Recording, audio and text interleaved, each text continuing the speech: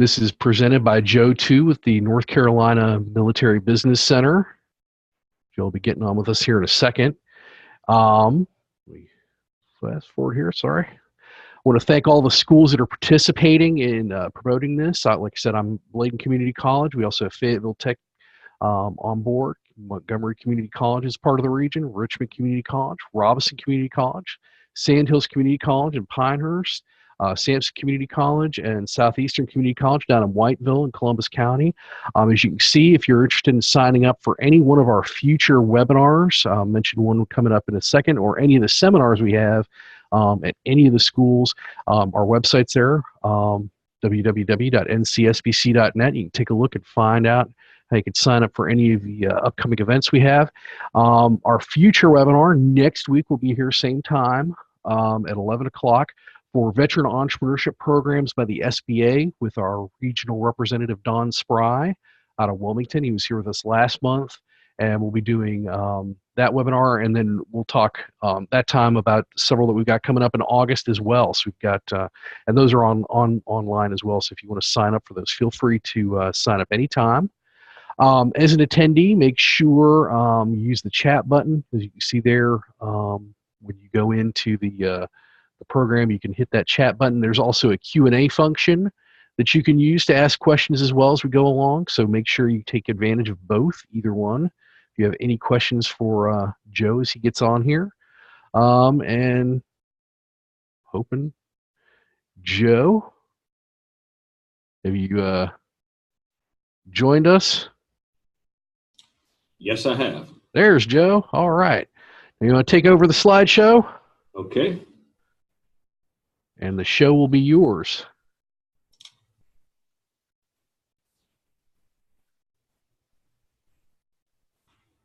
There we go. And I'm going to mute myself and hang back. But again, if you have questions, feel free to hit Joe up in the chat or the Q&A, and we'll make sure all your questions get answered. Joe, you ready to go? Ready to go. All right. I'll get out of your hair, man. All right. Good morning, everybody. Thank you for joining the Sandhills Small Business Center Region webinar. Today it's going to be on doing business with the Department of Defense and the federal government. In the announcement, I noticed that there were a lot of things that I was going to cover today. And the truth is, government contracting is not extremely easy, and there's a lot involved. And so we could really only skim the surface in a 50-minute webinar.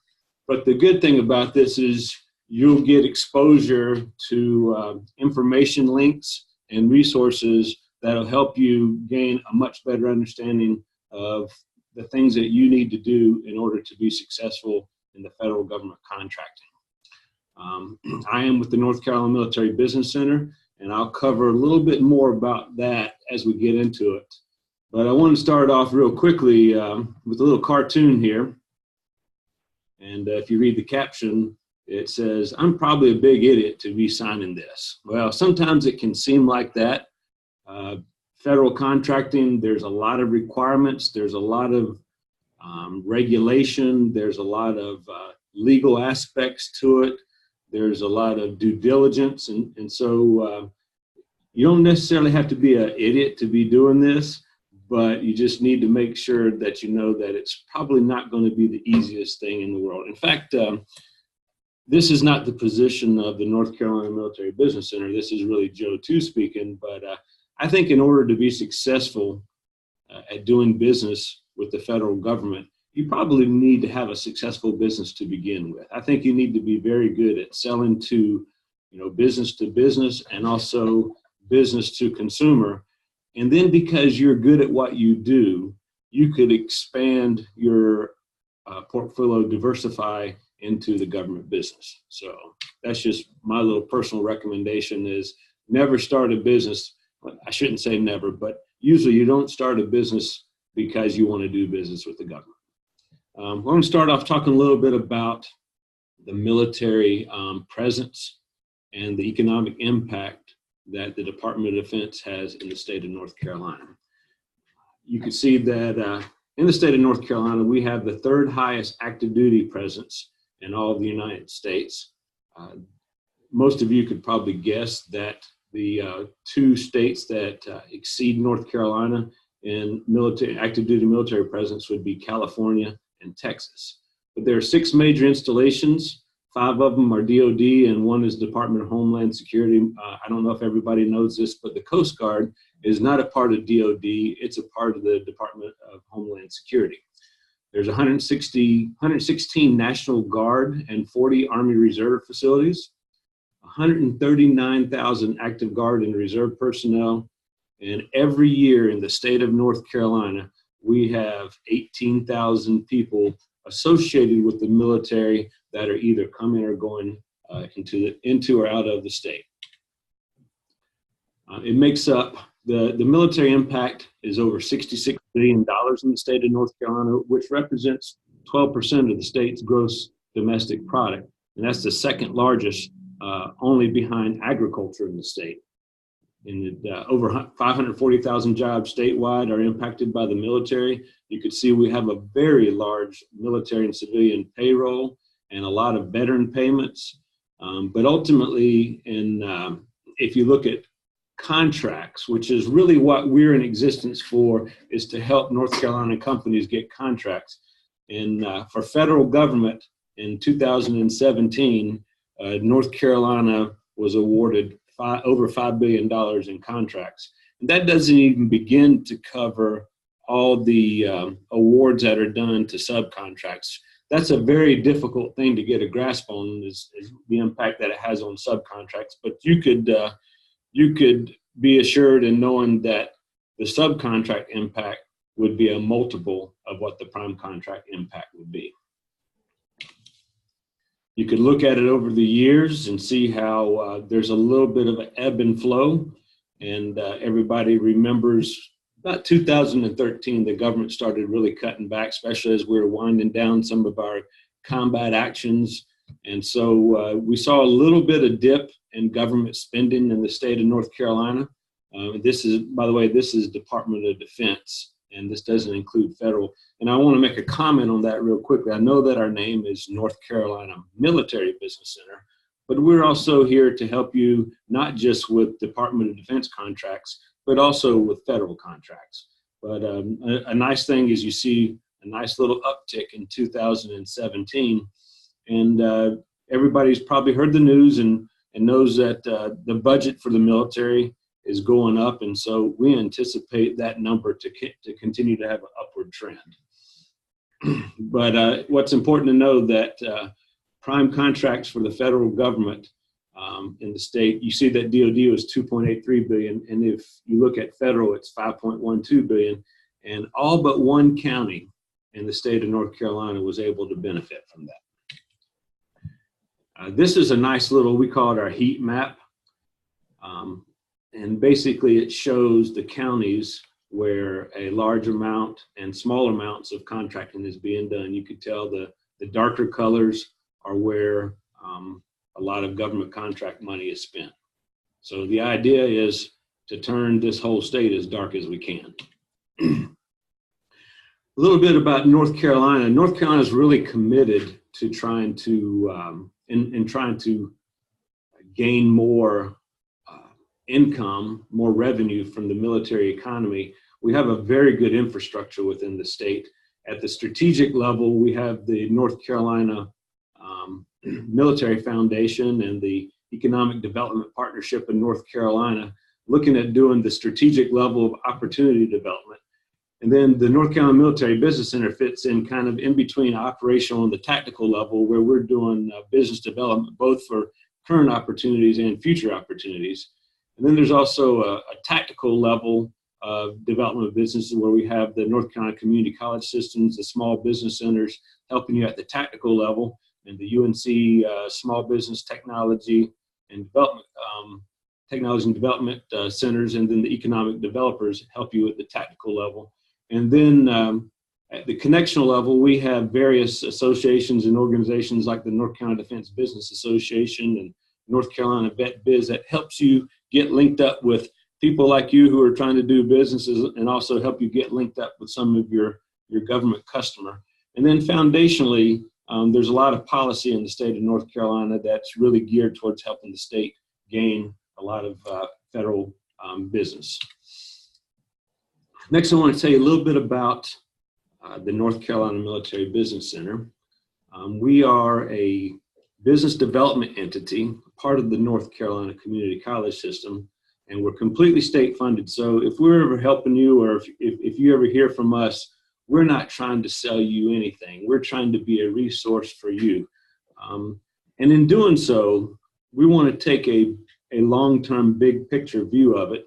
Not only are we going to be advocating for businesses in North Carolina to get federal contracts, but we're also going to be advocating for those federal buyers, those federal customers, because the only way that you could sustain long-term growth and success is if the government is getting the best vendors and the vendors are getting what they should get for the government business. So we are completely state funded. And as far as we know, we've not found any other state that has an entity like us that is solely focused on business development in the federal marketplace. Our mission is to leverage military and federal business opportunities to expand the economy, grow jobs, and improve the quality of life in North Carolina. And we really have three main goals that we work towards in doing this. First of all, as you've heard me mention, we want to help North Carolina companies get contracts. We also want to support the integration of transitioning military, their families, and veterans into the workforce in North Carolina, because there's a lot of talent there that could really benefit our economy and really benefit businesses that are in the state. We also try to help economic developers like the EDPNC and the local county level economic developers as they go out and they try to recruit defense-related businesses. We like to help them with that. And in fact, one of their big selling points is the fact that North Carolina is the only state that has an agency such as the North Carolina Military Business Center to support companies that are doing federal contracting. So that's a big recruitment thing that the economic developers have. And then we also we started up an organization, and you'll see that a little bit more. It's called North Carolina Defense Technology.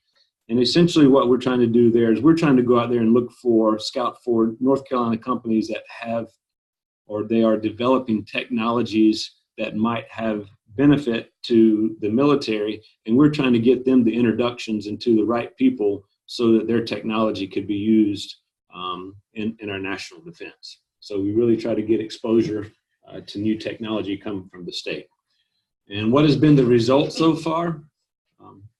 In the term of since North Carolina Military Business Center has existed, over 2,800 contracts and over $8.25 billion, all the jobs that are associated with that. And then something I like to say about that $8.25 billion is that's the minimum level. A lot of contracts have a base level, and then there are follow-on options. And so we are not able to capture all those options. So that number is really much, much larger than what it's showing there. How do we do this work? We really, again, we are completely a business development agency. We work on future opportunities, current opportunities, and we also do events. Our future opportunities, what we try to do is we try to gain market intelligence from our government agencies so that companies in North Carolina can know what to get prepared for. And if they need to do any teaming arrangements or pre-positioning, then we're helping them get that information so they can start getting those things in place ahead of all these other places that maybe aren't communicating that, hey, here's an opportunity that's coming from the government and we expect it to come out at such and such a date. We also do current opportunities where we're looking at all the solicitations that the federal government puts out, and we'll help companies understand what opportunity is available, and we'll also help them go through the process of knowing how to submit proposals, how to be a part of subcontracting for the primes who win those contracts, and just basically support in trying to gain those government contracts.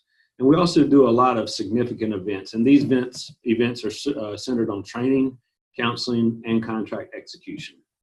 And then I mentioned DEFTECH, the Defense Technology, North Carolina Defense Technology, which again, we're trying to expose the federal government to North Carolina emerging technologies.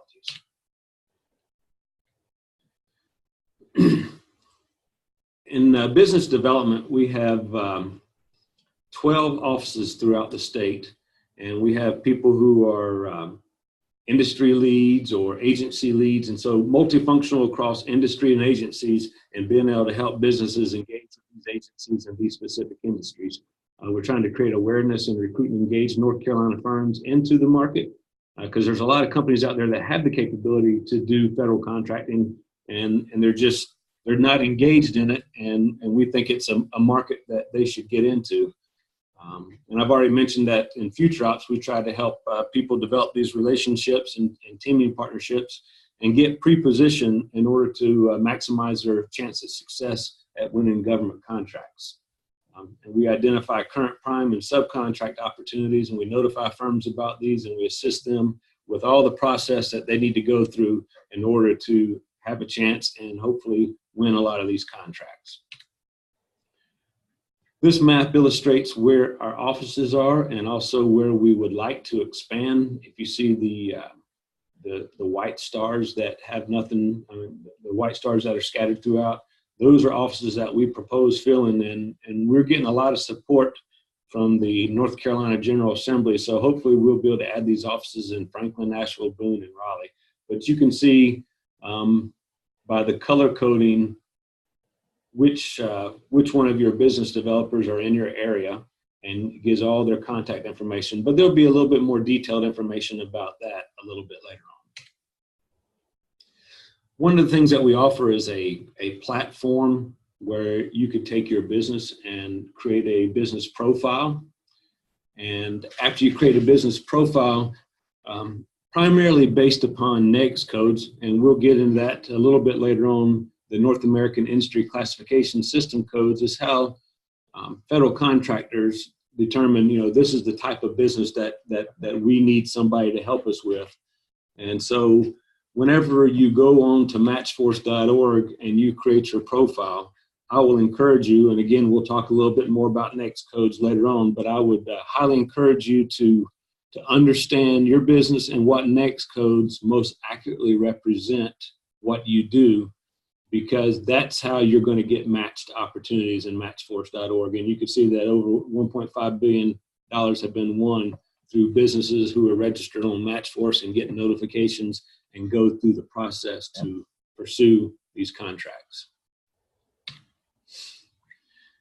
I think I've already said enough about DEFTECH, but again, it's here to help North Carolina businesses with new technologies to navigate DOD and federal agencies and have an opportunity to show what they're able to do. I spoke a little bit about the transitioning military. We have a database that goes by skills and experience, and it helps create immediate referrals of employer jobs to bases through North Carolina Works and NC for Me. And all these are good resources that companies who are looking to hire vets or hire transitioning military, these are good sources to get the word out. You could also get you could also do job postings on Matchforce, but that is more of a legacy system. And then we have some partnerships that we have for vet and transitioning military service members, and we already mentioned these, the NC Works and the NC for Me. And there's also a DoD Skill Bridge initiative, and there's the link to go and find out more about that. But some examples of some of the things that they're doing with that are the Fort Bragg Soldier for Life and Career Skills programs. And Camp Lejeune has a Transition Readiness Center. And then the community college, FTCC, has a Transition Tech, and they've had programs in the past, such as doing the Caliber Collision Program, the Ingall Shipbuilding, Stevens Transport, and Solar Ready Vets. So a lot of programs out there to help transition skills from the military into the civilian workforce in the state of North Carolina. Another big thing that we do is we do events at the NCMBC level. Most of these are co-sponsored by Senator Burr's and Senator Tillis's office. One that we have coming up real soon is the North Carolina Defense Trade Show here at Fayetteville Technical Community College. And it is a free event to attend. And there's a lot of opportunities to do networking, and even the Mission Installation Contracting Command and US SOCOM, they'll all be out there, and there'll be an opportunity to hear what are the things that they're thinking about buying in the near future. So that's a very good show to go to, and the only cost is if you have to come out of town or come from out of town and have a place to stay. That would be your only cost, plus whatever food and stuff like that. So very, very beneficial show. There'll be a lot of people there to network with and a lot of opportunities to learn. But here's a list of the major events that we do annually. We have a medical, biomedical, and biodefense symposium. I just talked about the trade show. We have an airspace summit. We have a cybersecurity summit and a federal construction summit. And then this year in April, we had a Defense Contractor Academy in Cary, and there's going to be another one in Charlotte in November. So as you progress in building a defense-related business, you might want to consider the Defense Contractor Academy. It's more of an intermediate level of instruction. So it's something that probably not recommended if you're just thinking about starting, but as you're making progress and starting to see some opportunities to get some federal business, then I would highly recommend the Defense Contractor Academy. I'm going to take a break and look at the questions and see what we have for it. It says, is this only for those that are military affiliated? And the answer to that is no. Anybody who wants to do business with the federal government, that's who we want to support. Now, we do want you to be a North Carolina company, but just because you're not specifically located in North Carolina, the other criteria would be, will you have a significant positive impact on the state of North Carolina's economy? So, I mean, we're here to make sure that we're promoting the economy of North Carolina. So that's a little bit about the North Carolina Military Business Center. Now I want to give you some very, very one-over-the-world basics on federal government contracting, because there's so much involved in this that you could not even begin to cover it in a 50-minute session. So we'll talk a little bit about government contracting, and again, it's going to be very, very basic. Let's see, we have a new question up there, and actually that's a thank you for the answer to the question. So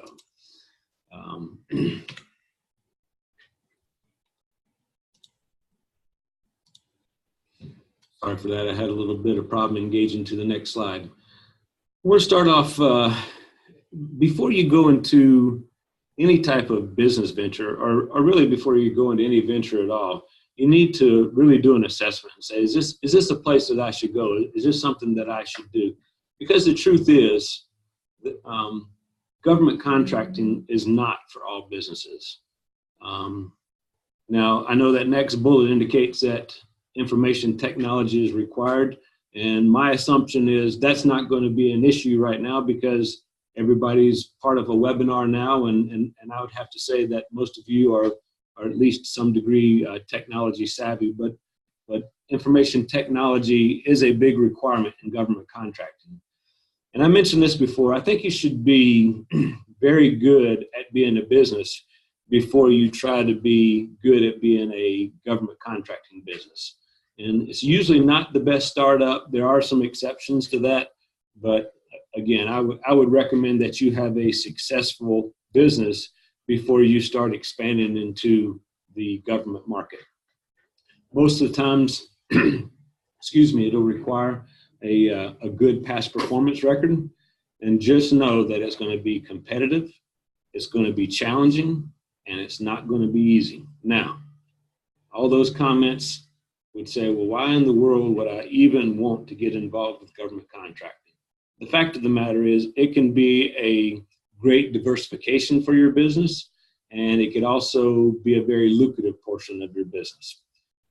But again, we're here to advocate for you as government contractors, but in order to be successful at doing that, we have to make sure that you are the best providers to the government.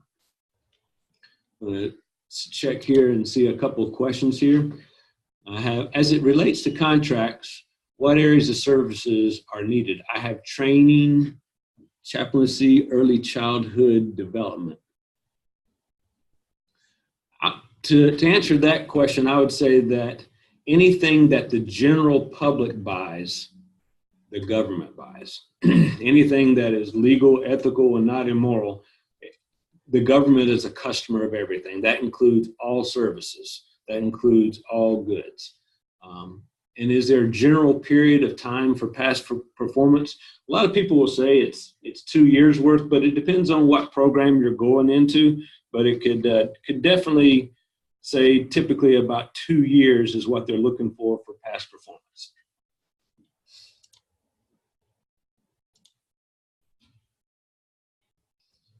Bear with me as I answer questions. It makes the transition a little bit more difficult to the next slide. I'm not sure why that is, but I think I've got that figured out now. Doing business with the government is very legal and very regulatory. In 1984, the government passed the Competition and Contracting Act, and it was to encourage competition in contracting. Everybody probably heard a lot of stories in the old days of people bribing the government and certain companies getting favorite treatment. Well, this act was passed to prevent that. And then we also have this huge document called the Federal Acquisition Regulations, and then each agency has their FAR supplement. So there is a mountain of regulations and laws and processes that you need to be able to navigate. And I don't want to say this to discourage you, but just know that in order to protect the tax dollar of the United States of America and making sure that we get the best value for our tax money, all these things are in place to make sure that the government is getting the best vendors and getting the best, getting their business done under the best terms and conditions possible. I'm going to talk a little bit about the people from the government who are involved in the contracting process. You know, a lot of companies will come out and say, I have this great product or I have this great service, and the government really needs this. How can I sell it to them? Well, one thing I like for people to understand is the government does not usually buy anything until it has defined a requirement.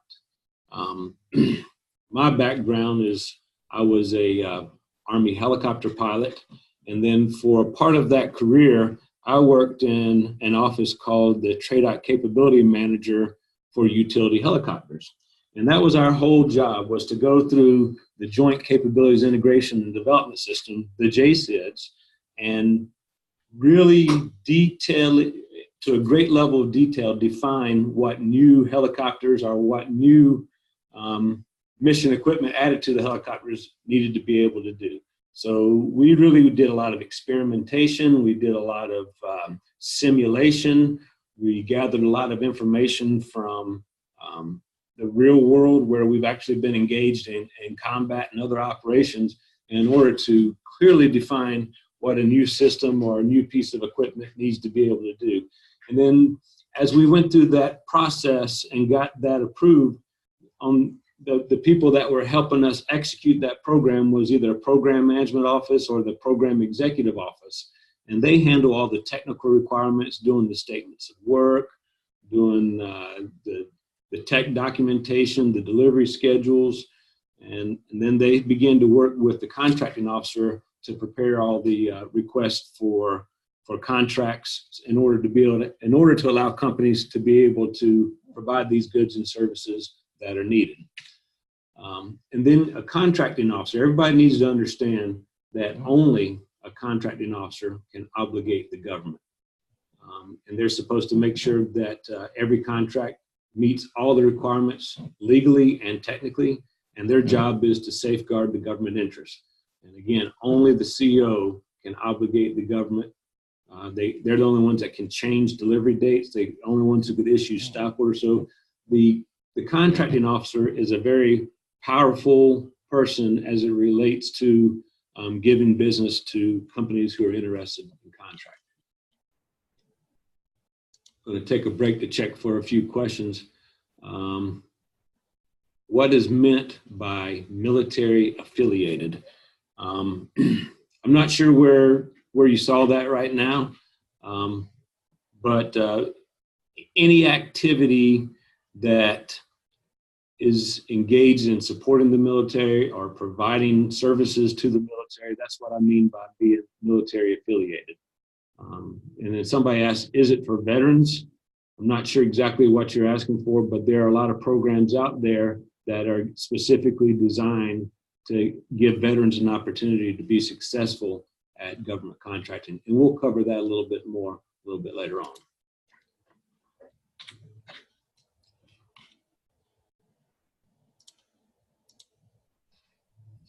We also have contracting officer representatives. On behalf of the contracting officer, they do a lot of administrative and non-technical functions, such as reviewing invoices, verifying that goods have been received and that they're in good condition and that they meet the standards that they're supposed to meet. And then they also do the paperwork that's required in order for the contractors, you guys who are providing goods and services, to be paid. And then there's a whole plethora of other people involved in the process, to include attorneys, budget analysts, subject matter experts, cost price analysts. So there's a lot going on. It's kind of like that analogy of a duck on the water.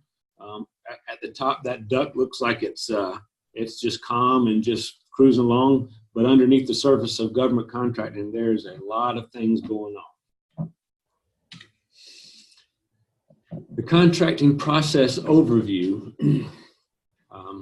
This might be a little bit discouraging, but it's not meant this way. I just want everybody to understand that things don't happen just at a snap of the finger when you're in government contracting. As we discussed, the first thing that has to happen is the government has to define the requirement. And then they have to prepare statements of work or statements of objectives or performance work statements. Then they have to obtain funding. Then they have to do market research. They have to develop an acquisition strategy. And I'm sitting here looking at a paper that is a template for DoD acquisition strategy template. And it's about 6 pages long of things that you need to do in order to formulate a successful acquisition strategy. So I'm not even going to begin to try to cover that right now. Then there's usually a pre-solicitation. If it's a major buy, a pre-solicitation conference, industry or vendor days, or maybe a pre-proposal conference. Sometimes they'll release a draft RFP if it's very complicated and they want to give people an opportunity to be prepared to submit the best possible proposal. And I apologize for saying RFP. It's a request for proposal is what it stands for.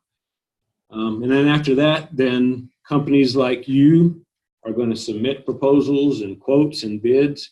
And then the government has to evaluate all those and then go through the selection process. And finally, after all that happens, there's an award. So it's not like you're at a store and somebody walks in your door and they see a product that they want, or they know that you're able to come to their house and provide them a service that they can just make that decision. It's a very disciplined process, and it often takes a lot of times. And then after post-award, then you have the performance and the contract administration. And then finally, after it's all said and done, it can take up to from anywhere from 6 months or 5 years to close out that contract. So a very, very detailed process with a lot of stuff going on. I have a question here. It says, as a small business owner, can I use personal experience from previous jobs as past performance for my business? Most likely that would be beneficial for subcontracting as past performance, but they're going to want to see as a business entity that you have good past performance, because what they don't want to do is they don't want to award a contract to a company that has no record of past performance and all of a sudden they are not able to fulfill the terms and conditions of their contract. So the answer to that question is yes and no. And it's going to be up to the contracting officer whether or not they accept that as being past performance.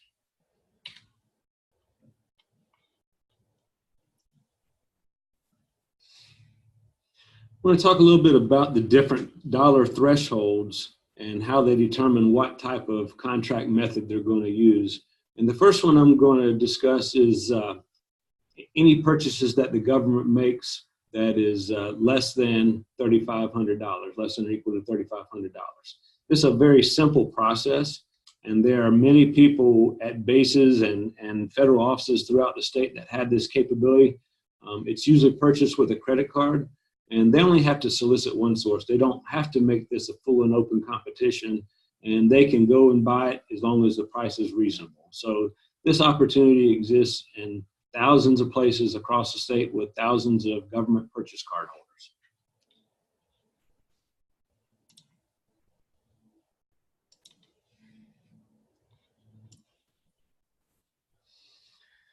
Next, we're going to talk about anywhere from $3,500 to $25,000. This still falls under a simplified acquisition process. Usually, they try to make it a set aside for small business.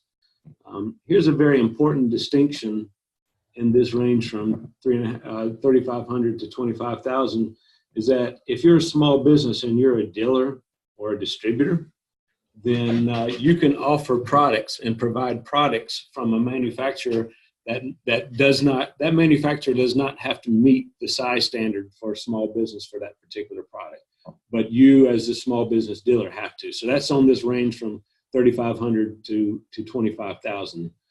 And these are usually handled by purchasing agents, and typically what they have to do is get 3 quotes, and then these are typically awarded by low cost and best schedule. And they have the flexibility to balance those out, because sometimes they may be willing to pay a little bit more for a company that can get it there a little bit quicker. A good example might be, an aircraft part, and if that aircraft doesn't have that part, then it can't fly. Well, it's very important that they get that aircraft flying again, and so they might be willing to pay a little bit more if they could get that part a little bit quicker. Now we're going to move up to the 25,000, greater than 25,000, and up to 150,000. This is still done under a simplified acquisition process. And again, they generally try to do this as a small business set aside. And we'll go a little bit more into that, hopefully, as we have time towards a little bit more towards the end of this webinar. But an important distinction here, remember the last time we mentioned that a small business dealer distributor could provide materials or parts from a manufacturer that didn't meet that small business side. In this case, you can't. The manufacturer also has to meet the small business. So if you're a dealer distributor and you're a small business, your manufacturer also have to meet the small business criteria for that particular product or service. All these are generally posted on Fed BizOps, and if they're posted on Fed BizOps, they're also going to be on our match force.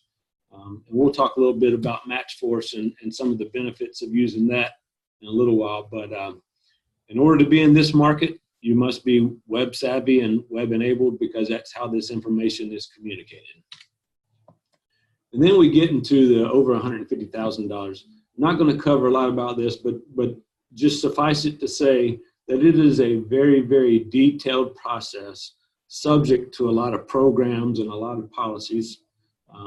Past performance will be a very significant factor whenever you're dealing with contracts of this size. And these are often require you to develop and write and submit a very detailed, technically oriented proposal. Again, these will be posted on Fed BizOps, which means that they'll be in match force. And just know whenever you start getting government contracts at this level, that there's going to be likely very extensive processes and audit requirements that you'll have to make sure that you can live up to and perform to that level. Real quickly, contract types are grouped by categories. And if you look at each of these categories, there's a bunch of different contracts in each of these categories, but generally they fit in these groups. There can be fixed price contracts. There can be cost reimbursement contracts where you're paid an amount plus your cost comes into effect on how much you get paid.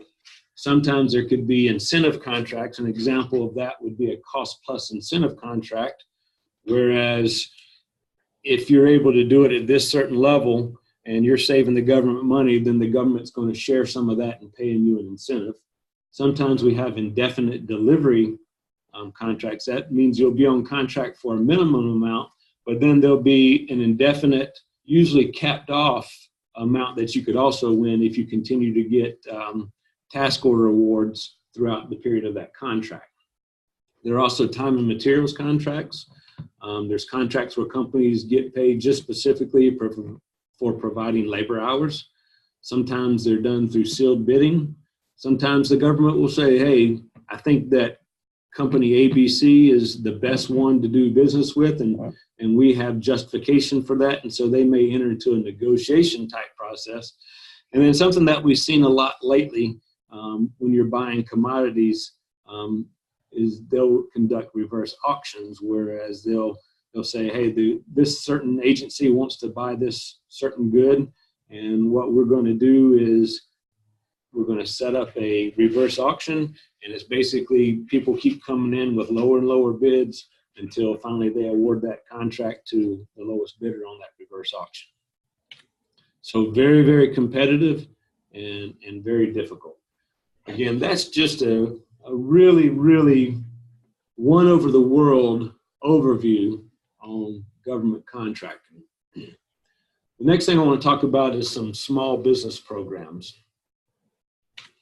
One of the best sources, no, the best source for information on small business programs is the U.S. Small Business Administration. You can see on this slide that I have provided the link. I will provide this presentation to the community college system, and my hope is that they'll make this available, because there's a lot of links out there that give you a lot of good information if you're considering going into federal contracting. So what I did is I took a snapshot here of going to the smallbusinessadministration.gov website, sba.gov, and I hovered over federal contracting. And the reason I did this is because that's one of the ways that you can see a menu that covers a lot of things very quickly. So as you hover over the federal contracting with your pointer, you could see that there's a lot of very good resources here. There's a contracting guide. There's a process that you could go through and do an assessment of your business and see, hey, am I a good business in order to try to be a federal contractor? It'll tell you some of the basic requirements. It'll give you some information on how to win contracts, what types of contracts there are out there, the size standards, the governing rules and responsibilities in prime contracting. The contracting assistance programs goes over some of these small businesses, and I'm not going to go into detail on all these, but I will show you how to go and get the information on this. And then you can see on the right side of that drop-down menu, when I hovered over that there's some counseling help that's available through the Small Business Administration. When I hovered over let me go back one. If I hovered over the contracting assistance programs, that'll give me this screen on the SBA website. And this kind of gives you a overview of all the various small business programs and what their benefits are and what you have to do to qualify. And so a very good resource on things that are available to small businesses of certain types. Why is this important? Because the federal government has a contracting goal of at least 23% of their business goes to small businesses. And then you can see the breakdown of how they try to award that. They try to award 5% of that to women-owned small businesses, 5% to small disadvantaged business, 3% to small disabled veteran-owned small businesses, 3% to small businesses in a hub zone, and then 7% to small businesses in general. What I want to do is kind of go through each of these just so you could see what information is available. So as you go and click on each of these, let's say you're a woman-owned small business and you want to go into federal contracting, you could go to this site and you could see all the benefits. You could see women's contracting program eligibility requirements, and it'll give you information on how to get certified. The next one is the service disabled veteran-owned small business, and same information on that, the benefits, what you have to do to qualify. One thing I want to say about this, if you look down to the bottom of that slide, a lot of people confuse the Department of Veteran Affairs small business set-asides for the general government set-asides. Well, they actually have their separate one. If you look, it says that the Department of Veterans Affairs has their own certification called Vets First Certification. And just so you could see how easy it is to get that, I took a screenshot of that. And if you clicked on that link from the Small Business Administration, it'll take you to the site that you need to go to in order to get certified for the small business set-asides with the VA. But going back to some of the other small business programs, we have the 8A Business Development Program.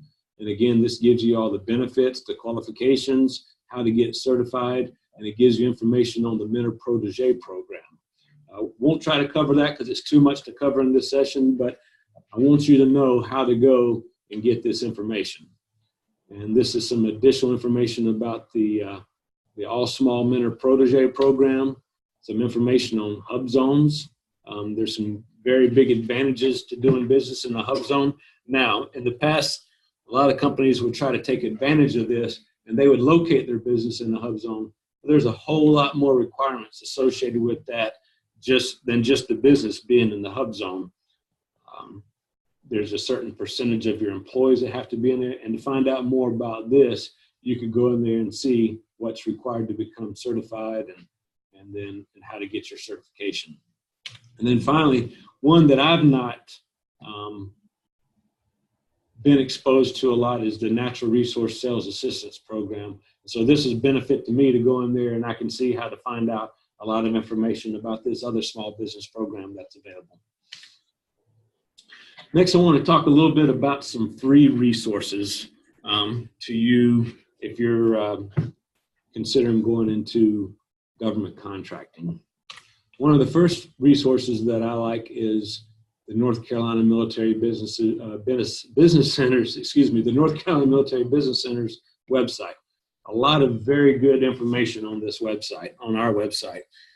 In fact, I was working in another state, working for an aerospace company, and I had a big need to come back here due to some problems I have with my aging parents, and I need to come here to be able to help them transition their small business and take care of some of their physical needs. And I just started doing a little research and came across this website.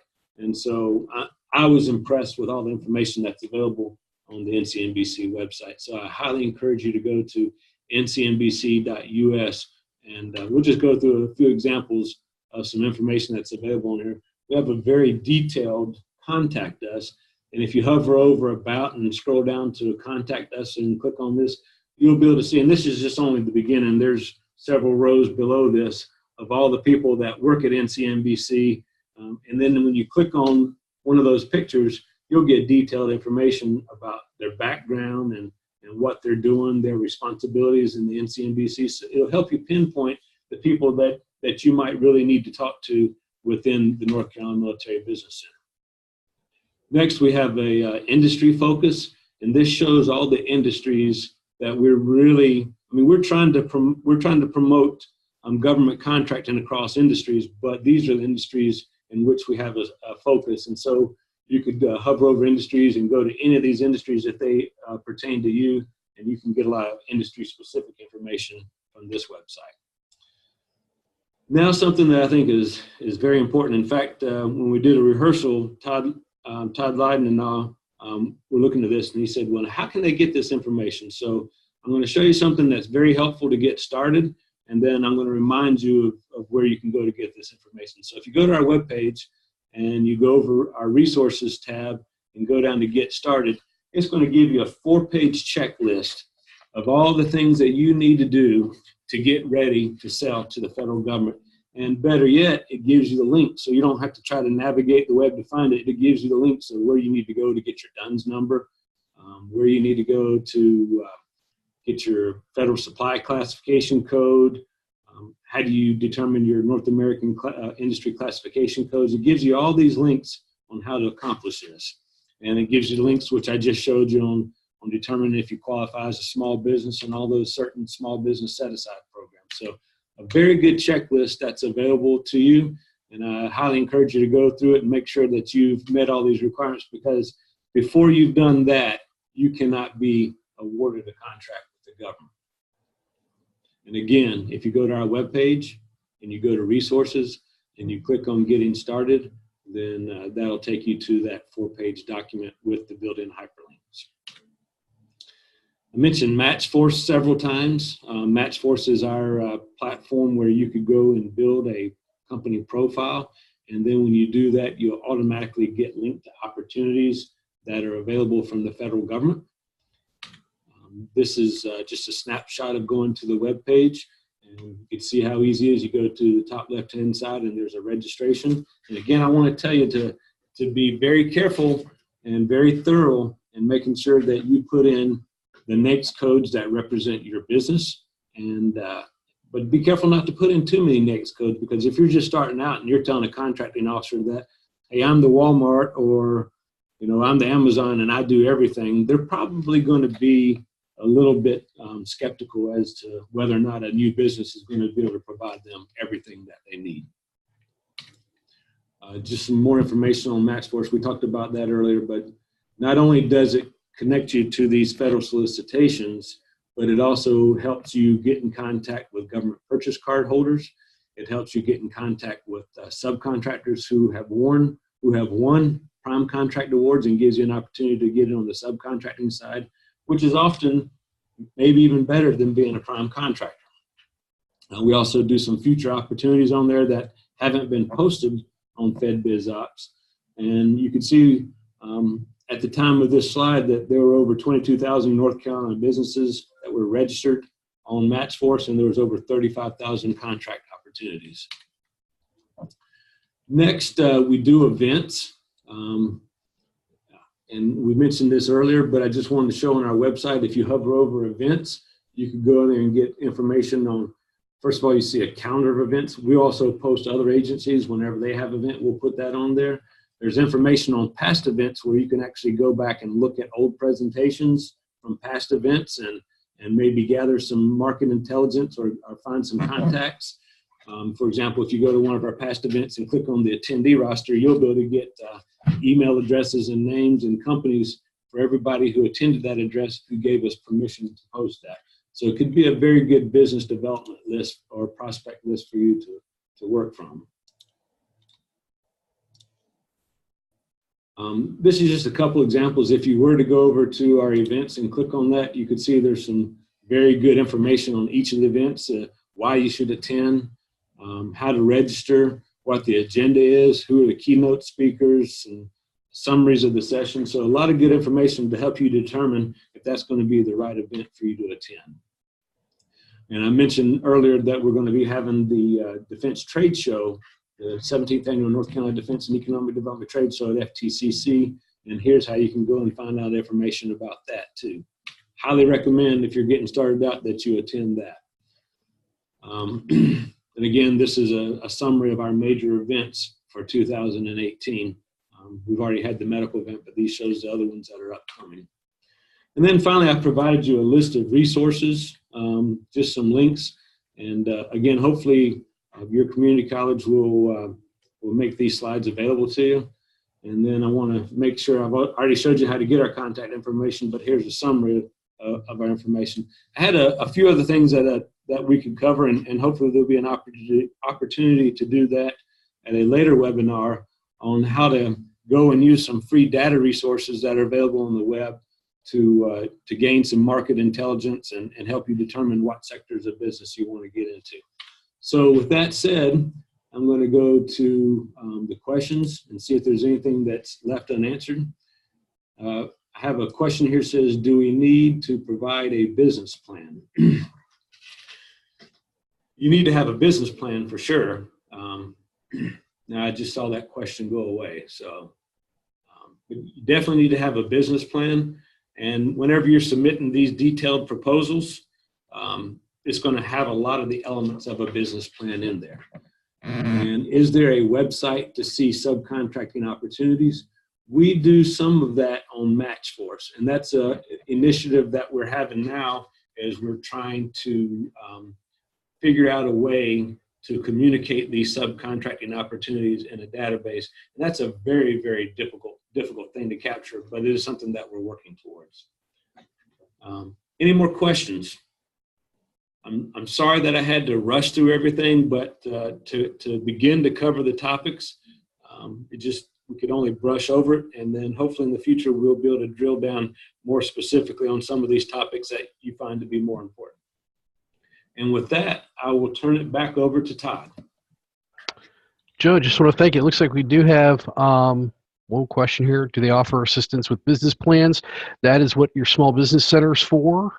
If you contact any of the small business centers, we do offer direct assistance for business plans. So that would be one we'd help you with.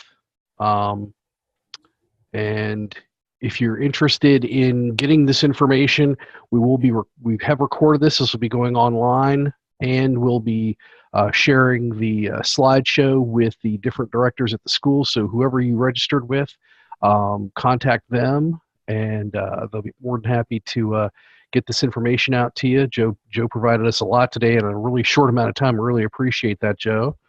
And like you said, we'll be looking at probably having them back again in the near future, whether it's through us. But I know you work with a couple of the other small business centers directly, so I know everybody should be on the lookout at the individual schools for Joe and other folks from the North Carolina Military Business Center to help you out. If we have no other questions.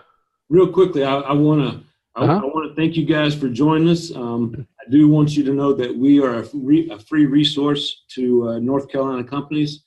And then I want to say that I am in no way a qualified instructor. In fact, I've been told, and this fits well for this, that I have a face for radio, a voice for braille, and a brain for manual labor. So hopefully, despite all that, there's been some good information that you could benefit from. We appreciate it, Joe. Thank you for that. We have no other questions. We'll let Joe go for the day, and thank you for coming. Join us next week for Veterans Entrepreneurship Programs by the SBA with Don Spry. Look forward to seeing you then if you can join us. Otherwise, have a great day. Thanks again, Joe. All right. Thank you.